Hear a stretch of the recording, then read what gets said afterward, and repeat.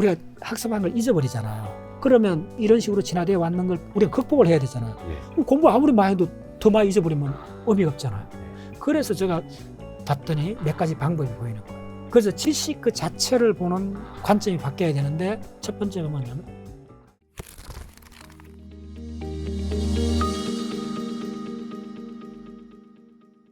이게 그 아까 이제 브레인에서 이제 상상을 이제 실현하는 것까지를 말씀해 주셨는데 예. 그 많은 그 동기부여 예. 막 이렇게 하시는 분들이 그런 이야기 하지 않습니까? 매일 아침에 뭐 하고 싶은 일을 막 10번 쓰고 10번씩 쓰고 뭐 외치고 뭐 냉장고 앞에 붙여놓고 이러면 내 뇌가 나도 모르는 식으로 그런 식으로 이제 단련이 돼서 그 방향으로 나아가게 돼 있다. 이게 맞는 말인가요? 우리 뇌과학적으로 봤을 때. 대략은 맞는데 조금 거기서 옥석을 가리고 파인 튜닝을 해야 돼요. 네. 어떤 관점이냐 하면 우리가 어떤 걸 이렇게 할 때 사실은 비용이 어디서 많이 들어가느냐 하면 스타트 하는 데 많이 들어가요. 그래서 시작이 반이란 말이 거기서 생긴 거거든요. 그래서 뭔가 성공하려면 스타트 비용을 줄여줘야 돼요. 그게 한 심지어 어떤 한 50% 이상 들어가요. 그러면 그 스타트한 비용이 왜 그렇게 들어갔냐면 우리 자꾸 의식화해서 그런 거예요. 이거 자 예를 들면 체중을 조절한다. 그러면 내가 몸이 뚱뚱한데 뭐 불편한데 줄여야 된다. 내가 작가가 되고 싶다 하면 스타트를 어떻게 해요? 일단 책을 많이 봐야 된다. 뭐 이렇게 하잖아요. 네. 그 다음에 내가 술을 끊어야 된다 하면 어떻게 되죠? 내가 술을 끊으면 뭐가 좋고 이렇게 자꾸 생각하잖아요. 이게 비용이 너무 크다는 거예요. 그렇게 하지 말고 요걸 자동 반응 바꾸면 된다는 거예요. 어떻게? 자, 그러면 어떻게 하면 되죠? 작가가 되고 싶다 하면 책을 많은 거 보는 것도 맞는데 그렇죠. 그거는 시간이 들어요. 예를 들어 그렇게 하지 말고 자판을 두드린다. 뭐든지? 뭐든지 묻지 말고 여기서는 어떤 생각을 하면 돼? 자판을 두드려 봤어요. 특히 좋다 매일 일정한 시간에 일어나갖고 자판을 두드려 봤어요. 그냥 두드려 봤어요. 그런데 인간의 인성 그냥 무작위로 두드리지 않잖아요. 그렇죠. 뭐 침팬지도 아니고. 뭐 침팬지니까 뭐 줬겠죠. 너 또 어제 뭐 했지? 줬죠. 그러면 내가 오늘 만약에 처음에 10분만 자판을 두드린다. 아주 간단해. 이건 누구나 할 수 있잖아. 자판을 처음에 장난치면 두드리는 거야. 그 다음날 자꾸 하다 보니까 장난치게 지어보니까 오히려 뭐 내가 어제 뭘 했지 적는 거예요. 오케이. 그럼 한 달 지나면 어떻게 되겠어요? 점점 하다 보면 이게 이제 자판을 두드리는데 비용이 하나도 안 들어가는 거야. 먼저 비용 제로가 핵심이에요. 비용 제로를 만들어라. 예. 그걸 내가 여기서 자동 반응이라 그래요. 자동 반응. 예. 그래서 작가들은 자기가 쓰는 필기 도구, 작품을 쓰는 고유한 작가의 방이 있잖아요. 그 전부터 뭐냐면 바로 비용 제로, 무의식적 반응을 인출하기 위한 비용을 제로로 만드는 세팅입니다. 그러니까 본인이 그 타이핑 기기가 있는 그 방에 들어가서 딱 앉으면 그때부터는 다른 거 할 생각이 없는 거예요. 그거 할 수밖에 없는 공간을 만들어 놓는 거예요. 우리 집에 지금 우리 방에 서재가 그렇게 돼 있어요. 거의 10년 동안 그 자리 딱 앉았어. 거의 일정한 시간에 외부 강의 없고 다른 거 없어 딱 앉으면 그때부터 막 연구가 되시는. 그렇죠. 그냥 10년 동안 했던 한 20년간 해왔죠. 그거 했는데 그대로 하는 거예요. 그래서 어떻게 하냐면 또 한 가지 팁을 드리면 굉장히 그렇다고 논문을 보고 어려운 걸 하잖아요. 내가 처음 모르는 걸 하게 되면 어떤 일을 할 때 10시간을 한다면 모르고 브레인이 쓰는 걸 맥시멈 3시간 이상 하면 안 돼요. 그 하는 일에 사실은 50% 이상을 에너지가 안 드는 자동 반응 일을 해야 돼요. 그걸 만드는데. 그 자동 반응 일이 시계 보면 다른 사람 이렇게 좀 부탁을 해봐도 이건 그걸 뭐 노가다라 그러잖아요. 그 뻔한 일, 단순한 일이잖아요. 근데 그 일이 필요해. 일정한 비율로. 그 설계가 들어가야 되는 게 뭐냐면 그거 할 때 편해지고 리듬이 생겨요. 그 리듬을 타야 그 다음에 어려운 고급 과정으로 쑥 들어가게 돼요. 그 리듬 없이 하는 거는 왜 말대로 촉을 이렇게 벽지에 그냥 막바로 바르는 것과 똑같아요. 자, 다시 얘기하면 이게 모든 인간의 브레인은 두 가지로 되어 있어요. 앞쪽에 계획하는 브레인. 그래서 학습의 목표를 정해요. 그다음 목표를 정하고 나면 뒤쪽에 브레인이 습관화 반응으로 자동 반응을 만들어 갖고 효율을 올려줘요. 그래서 달성하는 거는 목표를 세우는 브레인이 아니고 걸어가는 습관화 브레인이요. 됐나요? 그 효율을 만들어주는 습관화 브레인. 그래서 결국은 습관화가 안 되기 때문에 효율이 떨어지잖아요. 그걸 다른 말로 하면 이거 했다가 저거 했다 이렇게 되는 거예요. 제 얘기인데요. 그래서 그래서 어떻게 하느냐 하면 그다음에 체중을 빼고 싶은 사람. 요거 어느 책에 있는 내용입니다. 내가 꽤 알려진 책인데 그 책에서 뭐라 그러냐면 체중을 빼고 싶은 사람의 습관화 반응은 뭐냐면 몸무게를 재는다는 거예요. 자, 어떤 사람이 딴 생각하지 말고 매일 아침에 체중계를 놔놓고 매일 아침에 일어나자마자 몸무게를 재는 게 습관화된다면 그 사람 몸 뺄 확률이 다른 어떤 지식보다도 확률이 높다는 거예요. 아, 그것도 도움이 된다는 거예요. 결정적 자기 자신을 움직이는데. 그렇죠. 처음에는 그냥 아무 생각 없이 몸무게를 재요. 근데 한 달, 두 달, 6개월 지나고 나면 그게 관리화가 되잖아요. 그러면 자기 몸무게에 매일 바뀌는 정도도 알게 돼요. 그러면 그게 무의식적으로 엄청 피드백을 할까 매일 무의식적으로 하면 자, 그러면 그러면 그 어떤 사건이 벌어지냐면 습관화가 되면 습관화된 거는 단순한 하나의 동작이잖아요. 그 하나의 단순한 동작이 스스로 의욕을 갖게 돼버려요. 그래서 마약 중독되는 이유가 뭐냐 하면 사실은 그거 하고 싶다기보다는 어떤 상황이 벌어지느냐 하면 멈출 수 없어요가 돼버려요. 왜냐하면 이게 스스로 작동을 해버리니까. 자동화돼서. 자동화되니까. 그리고 우리가 자동화란 말을 좀 더 깊이 들어가 봤는데 자동화란 말은 스스로 배터리를 갖게 돼버린다는 거예요. 스스로 욕망을 갖게 된다는 거예요. 스스로 욕망을 갖기 때문에 보상을 안 해줘도 된다는 거예요. 오히려 그거 하는 거 말리는 게 더 힘들어요. 그러네요. 자, 우리가 알코올 중독이 되고 담배 피우는 거, 담배 피우는 거 한번 생각해보세요. 그거 나중에 맨정신을 어떻게 할 수 있어요? 연기를 목구멍으로 집어넣는 건데. 그거 고문이잖아요. 그런데 그 나중에 몸 말리지도 못하잖아요. 스스로 하게 되죠. 스스로 하잖아요. 그럼 왜 스스로 하는가를 내가 좀 더비 보면 모든 반복하는 행위 속에는 스스로 하는 액티베이션이라는 이걸 자가활성이라고 합니다. 스스로 모든 반복 행위에는 스스로 욕망을 갖게 돼버려요. 스스로 욕망을 그 단위 행동이 스스로 욕망을 획득하는 순간 습관화됐다 그래요. 그때는 그걸 스탑하기가 어려워져요. 그까지 가져라는 거예요. 스탑하기 어렵다는 말은 뭐냐면 하는데 에너지가 안 든다는 거예요. 그럼 효율이 극대화되죠. 이야. 그러니까 어떤 인위적인 보상이 필요 없을 정도로 그렇죠. 나조차 계속 움직여서 스스로 욕망을 갖게 되는 그렇죠. 자기 활성화. 자, 한번 생각해보세요. 매일 아침에 몸무게를 재는 사람이 어느가 일주일간 몸무게 못 재겠다면 얼마나 찝찝하겠어요. 하루 일과가. 이해됐죠? 그 상태까지 가라는 거예요. 그러니까 이게 많은 사람들은 뭐 담배 피는 거, 술 마시는 거, 혹은 게임하는 거, 정말 이게 쉬운 것들이죠. 쉽게 중독되기 쉬운 것들은 이게 자기 활성화가 그냥 쉽게 되잖아요. 근데 예를 들어서 매일매일 책을 보는 거, 공부하는 거, 이거는 사실 자기 활성화 어렵기는 한데. 그 이야기 드릴게요. 그건 내가 자주 강의를 하는 분야인데 우리가 공부나 이런 거는 왜 그러냐면 반작용이 일어나요. 무의식적으로. 부모가 자꾸 시키고 선생이 이거 하면 너 좋은 대학 가. 이런 보너스를 자꾸 주기 때문에 자기 스스로 그 보너스를 생성을 못해요. 외부에서 보너스를 주면 안 돼요. 그래서 자기 스스로 보너스를 획득하는 과정이 그 과정은 반드시 야가 몸부림을 쳐도 애매해도 견디게 해줘야 돼요. 잠시만요.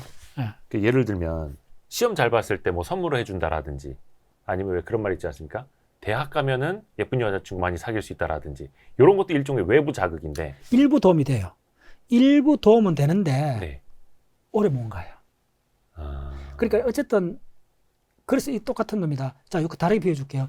우리 지금 우리 인간의 지식이 그 구글이 나오면서 한 2~3배 늘어났다고 누구나 다 인정하잖아요. 그렇죠. 인터넷에 넘쳐나는 뭐 10배 이상 폭발하는 지식이 우리 개인한테는 얼마나 들어와 있어요. 거의 오히려 70년대, 80년대 공부한 사람이 더 많은 지식을 갖고 있죠. 대충. 그럼 이 차이는 뭐예요? 인류 자체가 갖고 있는 지식 정보는 수십 배 늘어났는데 개개인의 지식은 오히려 안 늘어나는 이런 황당한 사건이 벌어졌어요. 근데 이거는 다 설명을 이렇게 해요. 아니 잠깐만 스마트폰에 들어가면 다 있는데 왜 당신이 힘들어 머릿속에 열을 하느냐. 항상 그 반론을 제기해요. 여는 이 사람들이 하나는 지금 모르고 있는 거예요. 그 말은 한 30% 맞는 이야기예요. 그래 스마트폰에 저장하면 다 있죠. 언제든지 불러낼 수 있는데 그런데 당신이 언제든지 불러낼 수 있는 걸 갖고 당신이 욕망이 생길 수 있나? 이렇게 질문해 보세요. 밸류가 사라져버려요. 쉽게 획득한 거 가치를 못 주죠. 항상 있으면 밸류가 없어져 버리죠. 아쉽지 않죠. 자, 프로젝트는 언제 한다 그랬어요? 목숨이나 간절할 때 한다 그랬잖아요. 그래서 간절함이 없어지니까 프로젝트 없어진 시대가 됐죠. 학생들한테 시험도 안 보게 되죠. 그래서 잊어버리는 게 뭐가 궁극적으로 뭐가 있냐면 감정이, 욕망이 생성이 안 되는 거죠. 지금 중고등학생들한테 가장 큰 문제는 뭐 되고 싶은 게 없다는 이 문제입니다. 궁극적인 그래서 그때는 뭐이나 IQ나 이런 거는 핵심이 아니에요. 모든 공부의 핵심은 제가 40년 동안 이쪽을 하면서 딱 하나예요. 지금도 저는 어떤 분야도 내가 알고 싶은 분야는 들어갑니다. 그리고 그래서 그런 식으로 지금 내가 20년 강의를 하는 동안에 딱 두 가지 철칙을 만들었어요. 네. 처음 프로젝트. 나는 공부를 위해서 강의를 해요. 내 공부를 위해서. 아, 박사님의 공부를 하기 위해서 강의를 하시는. 그러니까 어떻게 되겠어? 내가 우리 회원들한테 선언한 게 나는 해마다 강의를 하는데 해마다 50% 이상 새로운 강의를 한다. 와. 동일한 생물학을 해도 매년 강의 내용이 50% 이상 새로운 내용을 한다. 두 번째 약속을 한 게 뭐냐면 그 강의 동안에 일체 파워포인트를 쓰지 않는다. 내가 전부 다 내 머릿속에 기억한 걸 갖고 한다. 그래서 20년 이렇게 버텨온 거예요. 그거는 박문호 박사님이니까 가능한 거죠, 뭐. 예. 그래서 어떤 상황이 벌어졌냐면 만약에 내가 했던 강의를 동일한 내용을 했다면 우리 단체가 5년 내로 사라졌을 겁니다. 아, 그렇잖아요. 같은 내용만 반복을 하셨다. 그래서 이런 이야기를 해요. 어떤 사람이 어떤 강의를 듣고 굉장히 감동을 받았다면 내가 꼭 그런 질문을 해봐요. 당신이 그 강의를 그 강사한테서 5번 가서 들을 수 있느냐? 그 질문이 굉장히 중요한 질문이에요. 대부분 감동적인 강의를 들으면 그때 와 눈물이 흘릴 정도지만은 다시 그 강의를 들으면 한 50% 떨어져요, 느낌이. 그렇죠. 푹 떨어져요. 들었던 거니까. 예. 근데 저 강의는 들었던 사람이 10년서 왔었던 사람이 있어요. 왜냐하면 해마다 50% 이상 새로운 강의를 또 하죠. 새로운 거. 그러면 이제 이렇게 그러면 새로운 강의하면 너무 이게 분산적이고 뭐 좀 이렇게 되는 거 아니냐. 그래서 나온 게 이 결정적 지식입니다. 새로운 걸 자꾸 했더니 나중에 더 위의 차원에서 이게 통합이 된다는 걸 알게 된 거예요. 내가 새로운 걸 안 들어갔다면 통합을 못 했을 거예요. 그래 봤더니 새로운 걸 많은 걸 하면 할수록 알아야 되는 거는 몇 개로 축약이 되는 거예요. 줄어드는 거예요. 그리고 지금까지 알았던 이 지식들이 결정적 지식 하나 속에 다 링크되는 하이라키 구조로 되어 있다는 걸 알게 된 거예요. 그래서 결정적 지식만 먼저 딱 파악을 하면 그 옷걸이다 걸머대요. 그 하이라키 구조가 나와요. 네. 위계 구조가. 그러면 이제는 이제 지금 최근 한 3년 사이에 어떻게 하느냐면 우리가 학습한 걸 잊어버리잖아요. 네. 그래서 50대 넘어가면서부터는 학습하는 속도보다 망각의 속도가 더 빠르거든요. 네. 네. 어쨌든 브레인이 그런 식으로 진화되어 온 거예요. 네. 그러면 이 자연이 이렇게 어쩔 수 없이 이런 식으로 진화되어 왔는 걸 우리가 극복을 해야 되잖아요. 예. 그럼 공부 아무리 많이 해도 더 많이 잊어버리면 의미가 없잖아요. 네. 그래서 제가 봤더니 몇 가지 방법이 보이는 거예요. 일단 지식을 구조화하라. 지식을 구조화하라. 예. 그래서 지식 그 자체를 보는 관점이 바뀌어야 되는데 그래서 제가 한 20년 전에 만들어내는 지식에 대한 학문에 대한 근본적 3가지 방법론이 나와요. 네. 첫 번째가 뭐냐면 대칭화. 대칭화. 두 번째 모듈화. 모듈화. 세 번째 순서화. 순서화. 네. 그 화라는 게 실제로 겉으로 보면 그렇게 안 돼 있는 거예요. 자, 대칭화를 보면 인체 생략을 하면 우리가 대칭으로 돼 있다면 항상 질문해요. 심장은 왼쪽에 있지 않냐고. 네. 저도 처음 그렇게 해갖고 오케이 했어요. 그렇네. 대칭이 아니네. 약간 깨졌네. 했는데 발생학을 공부해봤어요. 했더니 태아 때 심장이 한가운데 있어요. 아, 그래요? 응. 우리 콩팥도 어떻게 되는 줄 알아요? 대칭으로 2개. 2개인데 사실은 네. 콩팥 진화의 초기를 보면 또 달라요. 그러니까 초기로 올라가면 모든 생명체는 대칭이라는 설계도를 갖게 돼요. 그러면 이 대칭은 원래 입자 물리학에서 나온 거거든요. 네. 네, 물리학하고 생물학이 맞나요. 그 다음에 두 번째는 뭐냐면 사람들이 지식을 엄청나게 많이 갖고 있는데 대학까지 많이 배웠잖아요. 네. 근데 거의 다 잊어버렸잖아요. 네. 왜 잊어버렸나 봤더니 보관을 잘못한 거예요. 자, 여기 있는 컵의 물을 내가 부으면 네. 1시간 내로 다 증발해버렸죠. 예. 그러니까 엎질러진 물같이 지식을 갖고 있는 거예요. 배운 적시 1년 내로 다 사라져버린 거예요. 네. 그러면 그럼 이거 어떻게 보관하지? 예, 병에 담으라는 거예요. 컵에 담으라는 거예요. 그러면 병 속에 있는 물은 냉장고에 보관할 수 있고 한 달 후에도 먹을 수 있고 친구한테 줄 수도 있고. 네. 그 말이 뭐냐면 이렇게 지식이 일정한 형태를 모듈을 갖게 되면 지식을 작동시킬 수가 있다는 거예요. 내가 강의 때 불러올 수 있고 지식의 조작이 가능하다는 거예요. 작동할 수가 있다. 그 다음에 자 대칭에서 자 대칭하는 간단합니다. 제가 항상 뭐 구체적으로 이야기 드리는데 그림을 그릴 때도 원을 그리지 말고 사각형을 그리라는 거예요. 일단 그러면은 대칭화 운을 띄워주셨고 모듈화해서 이제 유리병에 담는 물처럼 예. 유리병을 하나씩 담아놔야 된다. 그 지식의 유리병 그게 이제 예. 모듈화이고요. 모듈화. 네. 예. 그때 그 모듈 유리병이 네. 가급적이면 정육면체만 좋다는 거예요. 정육면체요? 예. 그러면 자 직사각형 그 뭐냐면 직육면체 알죠? 네. 축구공 같은 구가 있잖아요. 구에 물을 담그는 거하고 네. 정확하게 주사위 같은 정육면체에 물을 담그는 게 예. 상당히 차이가 있다는 걸 제가 알게 된 거예요. 그러니까 가급적이면 원은 대칭이긴 한데 대칭이 무한이 있잖아요. 예. 이게 무한 이렇게 있는 거는 브레인이 안 좋아해요. 아. 사실은 이 곡선이라는 게 네. 이 정보량이 많아요. 아. 곡선은 정보량이 많을 뿐만 아니라 어떤 곡선을 그렸을 때 우리가 그걸 한번 보고 따라하기 어렵잖아요. 곡선의 굴곡이 예. 자유롭잖아요. 네네. 자유롭다는 말은 모듈성하고 거리가 먼 거예요. 분산적인 거예요. 아. 그 뇌가 받아들이기 좀 쉽지 않은. 그렇죠. 그러면 그러니까 어려운. 자 기억이라는 건 뭐겠어요? 옛날 걸 그대로 불러오는 게 기억이잖아요. 네. 그러면 곡선은 그대로 불러오기 어렵잖아요. 예. 근데 주사위 같으면 크기만 다르지 그대로 불러오잖아요. 예. 관계를. 네. 그렇게 그대로 불러올 수 있는 입체 덩어리. 네. 그걸 내가 모듈이라 불러요. 그게 지식도 그렇게 돼야 된다는 거예요. 아하. 네. 자, 왜 그러냐 하면 자, 다르게 이야기할게요. 석가탑 머릿속에 그리면 금방 그려지죠. 예. 왜 그럴까요? 단순한 구조가 청상으로 차 있잖아요. 자, 여기 벽을 보면 금방 우리가 머릿속으로 한 번만 떠오르잖아요. 예. 벽돌이 일정한 구조를 갖고 있잖아요. 네. 백층 빌딩도 동일한 벽돌 구조로 쌓으면 되잖아요. 네. 원리적으로. 네. 근데 그 벽돌 하나를 동그란 축구공으로 바꿔놔봤어요. 아, 안 쌓아지죠. 안 쌓아지죠. 만나는 접촉면이 랜덤하잖아요. 네. 근데 직육면체를 쌓으면 만나는 면이 딱 정해져 있잖아요. 예. 이건 엄청난 차이를 갖고 와요. 우리 브레인 정신작용을 거의 적게 해도 그걸 갖고 있게 된다는 거예요. 결국은 성공하는 비율은 브레인을 적게 쓰고 에너지를 적게 쓰고 기억을 남기게 됐다는 거예요. 네네네. 에너지를 적게 쓴다는 말이 브레인이 편안하다는 말이에요. 아하. 편안하다는 말을 다르게 아름답다 그래요. 아하. 오히려. 네. 우리가 편안한 게 뭡니까? 익숙해진 게 편안한 거죠. 그렇죠. 익숙해졌다는 말은 뭐냐면 언제든지 기억된다는 겁니다. 자, 다시 할게요. 그래서 네. 자연에 있는 나무잎이나 돌은 주사위 같이 안 생겼어요. 그렇죠. 그걸 주사위처럼 바꾸라는 거예요.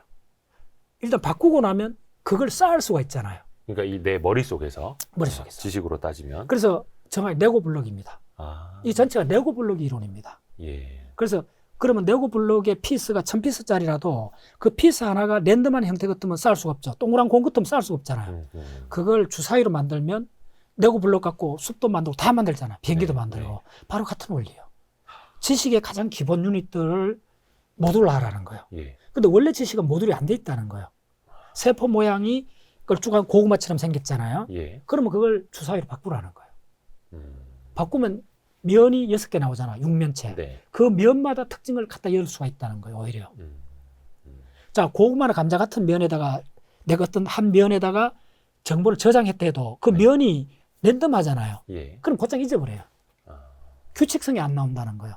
우리가 자연을 이해하는 거는 자연의 많은 그 랜덤한 것 속에 규칙만을 뽑아서 자연과학이 시작됐잖아요. 네. 그럼 아예 지식을 저장할 때조차도 아예 그런 형태로 해놓으면 그걸 백층 빌딩을 세울 수가 있다는 거예요. 조금 예시를 좀 들어주실 수 있을까요? 그래요. 책에, 예. 내가 그렇게 했는 거지. 자, 지구과학을 해보면 예.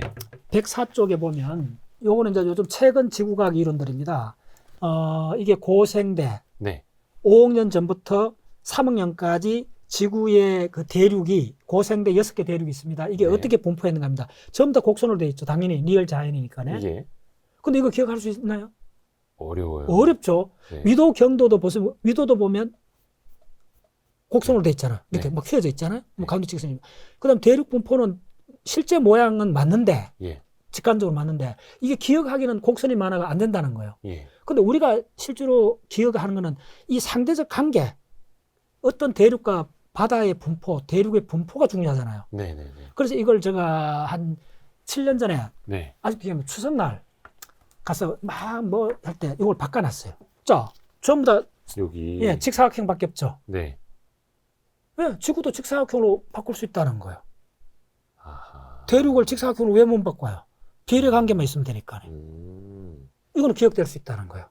기억될 뿐만 아니라 여기에 상호관계가 명확해진다는 거예요. 자, 여기서 상호관계는 직관적이긴 한데 네. 이 정량화하기 좀 어렵잖아요. 근데 정량화하기가. 예, 이거는 보면 한번 보면 재현할 수 있잖아요. 네. 조금만 훈련하면 되겠죠. 네. 지구과학을 한 10년 강의하고 나서 이 발상이 떠오른 거예요. 그래서 이게 바로 대칭화입니다. 대칭화를 하고 나면 이렇게 보시면 대륙 이동들이 다 보이고 이렇게 쭉 되잖아요. 그러면 요걸 순서별로 나열하는 거예요. 이게 순서화예요. 그 다음에 사각형으로 바꾸면 모듈화예요. 그래서 대칭화, 순서화, 모듈화를 딱 하면 고생대, 캄프리아기, 오르도스피기, 실로아기, 대봉기, 석탄기 이 전체를 위도 대륙이 어떤 식으로 위도했나 이거 하나만 보여드리면요. 여기에 보면 곤도완에서 북중국 지구가 분리되는 하나 있어요. 요거 있습니다. 네, 요거 보면 그대로 나와요. 남중국 지구가 대략 3억 8천만 년 전에 분리돼 나오고 이게 2억 3천만 년 전에 결합해서 한반도가 만들어지는 걸 이도표에서 유출을 할 수가 있는 거예요. 그래서 최근에 한 3년 동안 강의는 우리 회원들이 4시간 강의를 해도 다들 강의 끝나면 어려운데 어려운 내용인데 머리가 시원해질 수 있네 라고 이야기를 해요. 그 다음에 또 제가 그렇게 바꿔놓은 게 있습니다. 이걸 저는 창의성으로 봐요. 또 한 가지 보여줄게요. 산소가 지구 대륙 속에 바위 속에 99.99% 들어가 있다 하죠. 그렇죠. 여기 보면 분자식이 한 30개 있잖아요. 네. 이렇게 자세히 보시면 모든 분자식에 예외 없이 산소가 들어있다. 거의 O2가 다 달려 있네요. 있죠. 네네네. 이게 결정적 지식이에요. 첫 번째 결정, 두 번째 결정이 뭐냐면 이게 분자식을 잠깐 보면 인수분해 형태로 되어 있다는 걸 확인하셨나요? 뭐가 공동 패턴이 반복되잖아요. 모든 데 보면 SiO2가 들어갔고 Al2O 처리가 들어가 있잖아요. Al2O 처리가 밑에 보면 6개 다 나오잖아요. 근데 여기 조장석, 회장석, 백류석, 휘석, 정장석, 강목 뭐 다 있는데도 뭐냐면 인수분해를 할 수 있다는 거예요. 그럼 인수분해했던 그 팩타가 4,000개 강물을 다 봐도 팩타가 몇 개 정도냐 하면요. 정확히 3,000개 정도 강물이 요 9개 팩타에 9개 팩타에 3개 정도 결합한 겁니다. 암석학을 내가 이걸 암석학도 한 10년 강의를 했는데 이걸 딱 알고 나서는 위에서 딱 보이는 거야. 요게 모듈합니다. 또 순서별로 나열해 놨잖아요. 조금만 해보면 금방 알아요. 네. 그래서 그런 관점에서 자 예를 들면 자 브레인 또 보시면 어떤 브레인 내과학자도 이렇게 안 그래요. 제가 그랬던 거예요. 242쪽. 여기 보시면 우리 브레인 속이 안 보이잖아요. 브레인을 이렇게 스트립으로 이렇게 이렇게 하고 화살표로 순서화 딱 한 거예요. 대칭화, 순서화. 한두 개만 더 말씀드릴게요. 자 여기 대표적으로 생물학 버전에서 저는 세포를 사각형으로 그래요. 이게 세포예요? 저는 이거 전기 회로 모양인 줄 알았는데 이게 세포예요? 세포 속에 일어나는 요 해당자가 이제 생물학 하는 사람들 대학 과정에서 배우는 겁니다. 고등학교 일부 나와야 된다. 고등학교도 다 볼 수 있는 내용입니다. 그럼 이 전체를 내가 한꺼번에 다 모아놨잖아요. 생각죠. 그다음 요 안에 있는 요게 뭐냐면 미토콘드리아입니다. 미토콘드리아도 사각형 그랬잖아요. 요걸 대칭화 모듈화라 그래요. 그러면 이거 머리 안 아프잖아요. 좀 많이 복잡하지만 이거 다 외울 필요는 없는 거죠? 이제 나중에 그걸 다 또 우리는 암기까지 합니다. 간단하게 암기를 또 암기하는 법까지 제가 이제 만들었는데 그 과정이 이제 그렇게 간단하게 나온 게 아니고 중간에 보시면 제가 강의했던 내용을 손으로 그린 겁니다. 이거 그리신 거예요? 화이트보드에. 요 전부 다 그렸던 거. 이런 과정을 거쳤어. 실제로 지구를 그렸잖아요. 이런 과정을 10년 정도 강의하다 보니까네. 아하 이렇게 해도 다시 재현하기 어렵다는 거예요. 곡선이 많으면. 그래서 곡선은 피해야 돼요. 제가 곡선은 정보량이 많아서 우리의 브레인이 갖고 있지 않아요. 우리 교수님은 이렇게 말씀을 하시고 강의를 하실 때 에너지가 나오시는 것 같아요. 좋아하니까. 그래서 반복해서 말씀드리지만 공부할 시간이 10시간 있다면 그걸 견주고 알아야 되겠다. 그 욕망을 일으키는 걸 적어도 70% 이상 하셔야 돼요. 없어도 만들어내야 돼요. 그럼 성공해요. 그게 딱 되면 뚫지 못할 가능은 없어요.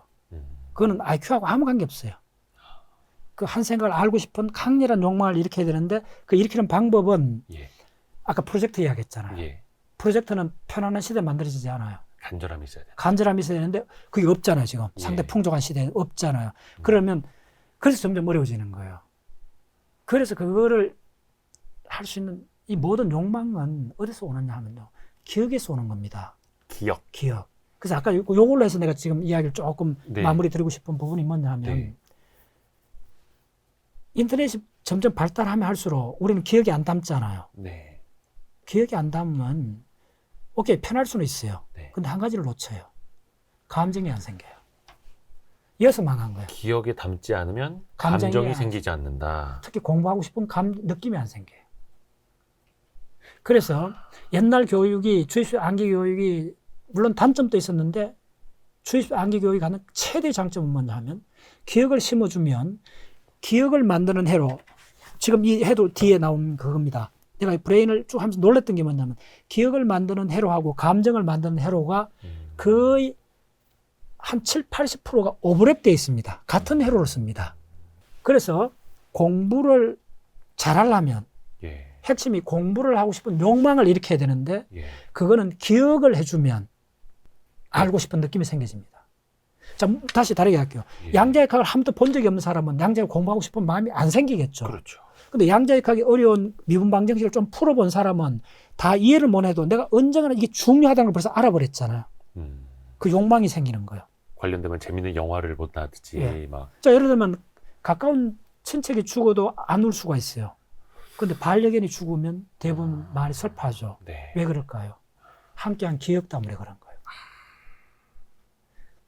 무슨 수를 쓰든지 함께한 기억을 만들어야 돼요. 제 비유가 적절할지 모르겠지만 옛날에 뭐 하나 학교 리포트 하나 쓰기 위해서 여러 도서관 찾아다니면서 책을 찾아본 기억. 그 다음에 내비게이션이 없던 시절에 누구 집을 찾아가기 위해서 물어 가던 기억이 남으면 감정이 생기듯이. 감정이죠. 감정이 하나 문제가 있다면 그래요. 제가 이제 이 기억을 처음부터 저도 이걸 몰랐어요. 이 브레인을 한 20년 정도 이렇게 파다 보니까네 10년 전까지도 저는 저도 과학자인데 창의적으로 이런 말을 많이 했는데 해봤더니 실체는 우선순위가 있다는 걸 알게 됐고 누가 뭐라 해도 우선순위는 기억입니다. 양질의 기억입니다. 그래서 진짜 전문가 대가가 되고 싶으면 한 50대까지는 묻지 말고 기억을 쌓아야 돼요. 기억을 쌓아라. 근데 이제 그 기억은 이렇게 봐야 돼요. 그 양질의 정보, 그게 모든 기억이 아닙니다. 양질의 기억. 그게 어디에 들어있느냐면 논문에 들어있습니다. 전문가가 되려면. 그렇죠. 전문가는 논문을 보는 사람이고 그냥 일반 그냥 지식인들 상식 있다는 사람은 책을 보는 사람이고 그러니까 대학 교수나 연구자들은 그 메인이 논문을 보고 논문을 쓰는 사람이잖아요. 그래서 인류가 갖고 있는 양질의 지식은 압도적으로 지금 논문 형태로 되어 있습니다. 예를 들면 브레인에 관한 논문이 공짜로 오픈되어 있는 게 10만 개가 넘습니다. 오픈돼 있어서 사실은 일반인들 보기 힘들죠. 그렇죠. 이해가 안 가요. 그렇죠. 이해의 근육이 안 자라서 그런 겁니다. 그러면 말씀하신 옷걸이가 없으니. 옷걸이가 없어서 그런 거예요. 그러면 초기에 옷걸이는 그게 어떤 수로 쓰든지 만들어 놔야 되는데 지금 교육이 그 옷걸이 만드는 것조차도 등한시한다는 거예요. 그리고 애들한테 공부를 시키니까 옷은 많이 사들여 놨는데 그럴 수 없으니까 방이 엉망이 돼버린 거예요. 그래서 즐거움을 못 느끼는 거예요. 오늘 박문호 박사님의 요 말씀은 저희 와이프랑 애들이랑 같이 봐야겠습니다. 좋습니다. 진짜 정말 많은 그러니까 정보뿐만이 아니라 지혜도 주신 것 같아요. 저는 이제 과학 이야기만 들을 줄 알았는데 박사님의 어떤 공부하는 지혜 또 노하우까지도 알려주신 것 같아가지고 애매함을 참아라. 애매하고 힘들 때가 공부가 거의 새벽이 가장 어렵다 그러잖아요. 고통이 터요. 그 사람들이 애매하고 간질나고 이해 안 되고 그 입구까지도 전문가예요. 그거 좀 들어가면 그걸 어렵다고 스트레스 받아서 빠져나와요. 그때가 가장 공부가 되고 있어요. 몸부림치고 이게 뭘까 답답해 힘들어 요때를 버텨야 돼요. 그때가 공부가 되고 있는 되고 중이다. 있고 그때는 이제 조금 방문을 말씀드리면 그때 그걸 딱 봉착하면 그때는 자료를 찾아야 돼요. 아, 그때 계속 밀어붙이면 이어서 오버히팅 돼요. 밀어붙이지 말고 산책을 해야 돼요. 아까 말씀하셨죠. 짧게 하루 이틀. 바로 이게 어떻게 보면 양자역학이 나왔을 때 그 하이젠버그가 네. 닐스 보아하고 어려운 문제 막 풀고 하다가 진짜 머리가 터지는 것 같아요. 너무 힘들어갖고 요양하러 잠깐 갔어요. 한 달간. 아주 한적한 곳을 가갖고 거기서 그 유명한 행렬 매트릭스 그것을 창안해내요. 대부분 요 모티브가 창의적인 사람들이 항상 걷는 방식이에요. 그래서 창의성은 뭐냐면 완드링인데 네. 방황인데 그냥 방황하면 정신분열이에요. 반드시 방향 있는 디렉티드 완드링을 해야 돼요. 문제를 계속 풀고 하다가 지금 감질 나잖아요. 시간을 버는데도 안 잡혀. 오리무중이야. 힘들어. 그때 그걸 자연스럽게 완전히 놓으면 안 돼요.